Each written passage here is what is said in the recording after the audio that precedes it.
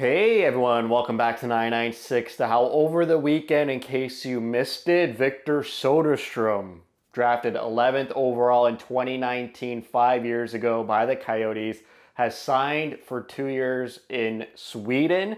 So what does that mean for Utah? What happened? Why did Soderstrom fall out of favor? It seems with the organization. I think the stats sort of tell the story of what happened, but I want to reiterate the Utah Hockey Club retained the rights of Soderstrom for 4 more years.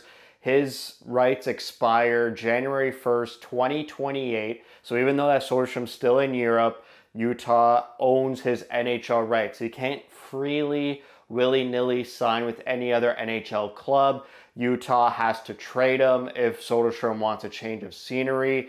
It's been reported that Bill Armstrong tried to trade him, but the market value wasn't there. So in an easy, less complicated sense, Soderstrom will be playing in Sweden instead of the Roadrunners. And, if he ever wants to play in the NHL within the next 4 years, he'll have to go back to Utah or their American Hockey League affiliate. Soderstrom, 23 years old, 6 foot tall, right on the dot. Doesn't really play like a 6 foot tall player. 196 pounds. Like I said, drafted 11th overall in 2019. Some notable players that were drafted right after Soderstrom: Matt Boldy of Minnesota, Cole Caulfield of Montreal, Thomas Harley of Dallas, and Peyton Krebs of Buffalo. So some pretty good names that previous GM John Shaika decided to not draft and instead go for the defenseman Victor Soderstrom. So let's get into it. The blue are his American Hockey League numbers, and the red are the NHL numbers with the Arizona Coyotes. You can see in the NHL, some of these stats are really, really poor. Zeros across the board in 16 games played in the 21-22 season. Only 9 points in 30 games played. No goals in the 22-23 season. And then he's barely called up this last season.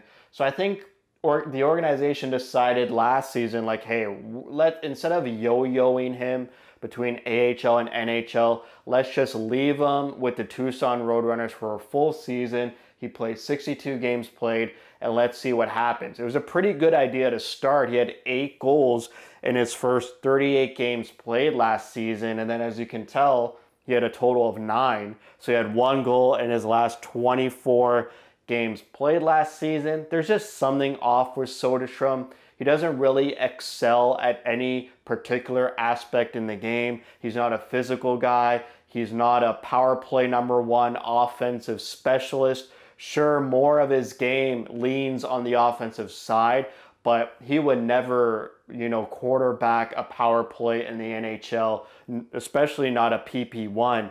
Maybe a PP2, but for a rebuilding team. You're looking at Utah moving forward. They got Dursey and Sergachev as both of their power play quarterbacks. Soderstrom's not cracking anywhere near that. So where do you put him? He rarely kills penalties. He's not a good penalty killer. So if you put him in your NHL lineup, that takes away another spot from a penalty killing defenseman. If he's not playing power play, what is he really? He doesn't have a long reach, no big shot.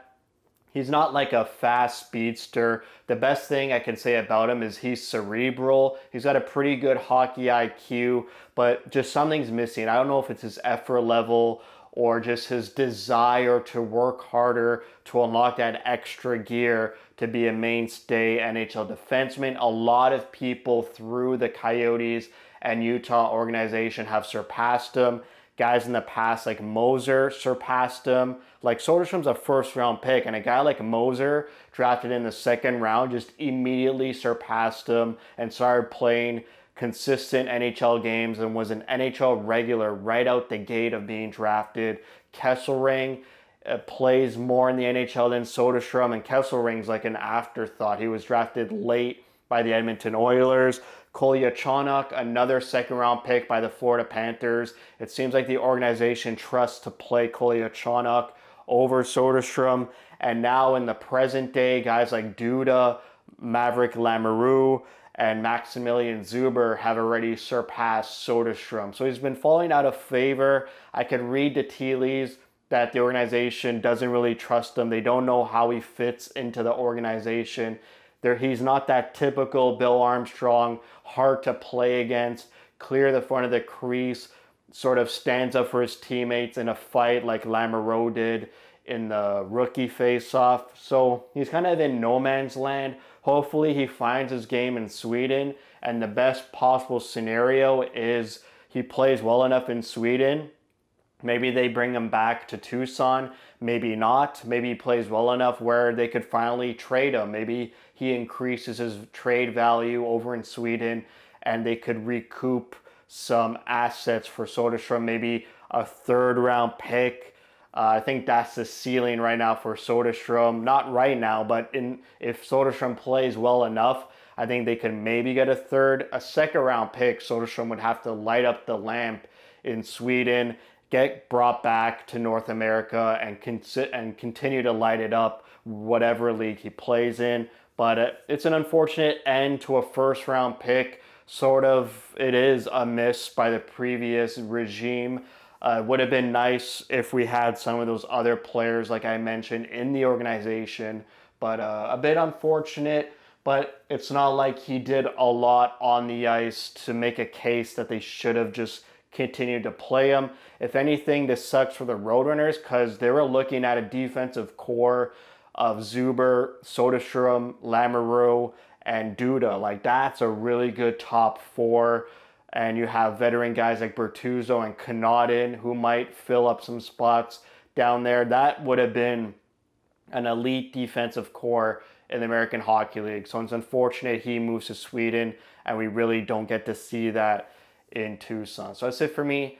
Thank you for watching. If you like what you see, spread the word. And as always, thank you for your support.